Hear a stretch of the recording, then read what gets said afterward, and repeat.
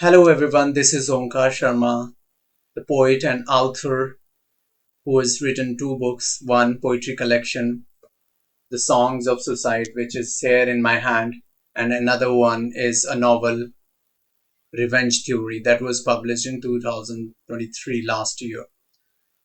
I will talk about this collection, Songs of Suicide, that got published in 2020, just at the start of pandemic and this was perhaps one of the first poetry collections published in India during the pandemic, and I'm really privileged to have this published and really thankful to my publisher Hawakal Publishers who took the risk of taking my poems into the open world. Though I had been publishing my poems on different platforms, including my own literaryyard.com, where I published a lot of literature, not only from my end, but from authors all over the world. There were few instances which had happened in the past with me, and those instances remained in my psyche and kept on cooking, kept on brewing for years before coming out in the forms of verse, in the forms of really imaginative, thoughtful, poetic works that you will read in this poetry collection. So one of the poems which is quite dear to me is Tattva, the five elements. Everybody knows Panch Tattva in Hinduism because these are five elements which are believed to form our universe, our body, our total environment that lives around us. So these five elements are fire, earth, air, water, and sky. So, taking a cue from Panchatattva, I divided this long poem into five portions.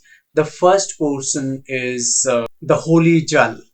This is about water. It's just symbolic here, and it just tries to narrate the story of a person who is on the edge of committing suicide, having lost his job. So I will straight away read these immortal lines, which I believe are immortal.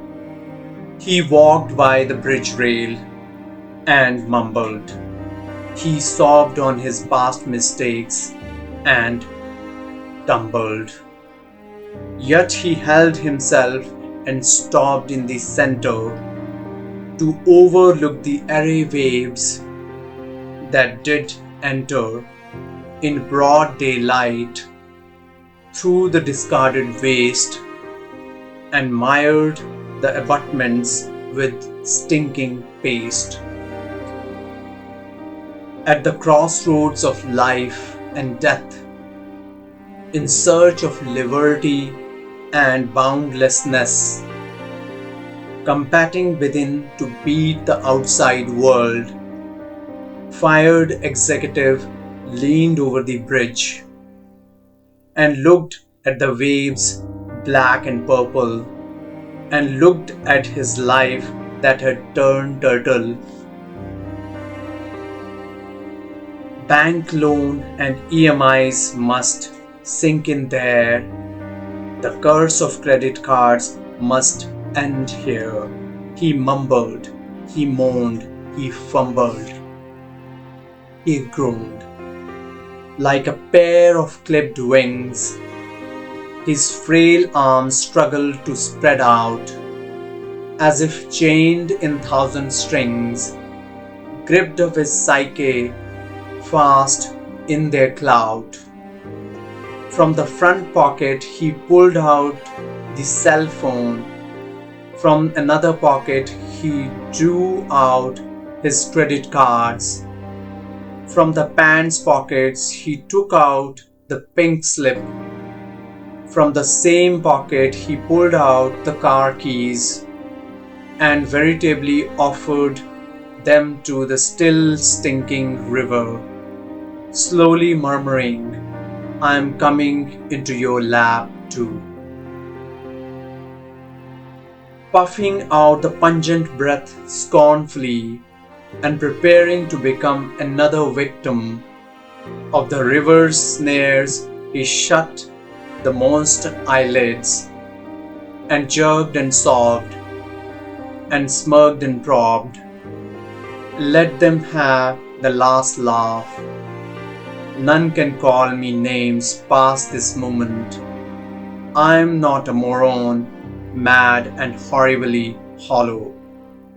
Let me forego these titles forever. Choices made in the past haunt my present. They shall not trouble my future. The tunnel of freedom is laid through the waters beneath. I promise not to return, to disturb, and to breathe. Stared he down at the stinking surface one last time, thought of the mother who had blessed him with sunshine. Finally, another man was ready to jump into the river. Once again, nobody would care nor would quiver. How many men would refuse to fight and give up? Will an angel enlighten them and make them live up? Life must continue even without the prized possessions. Empty flamboyance only leads to souls' repressions.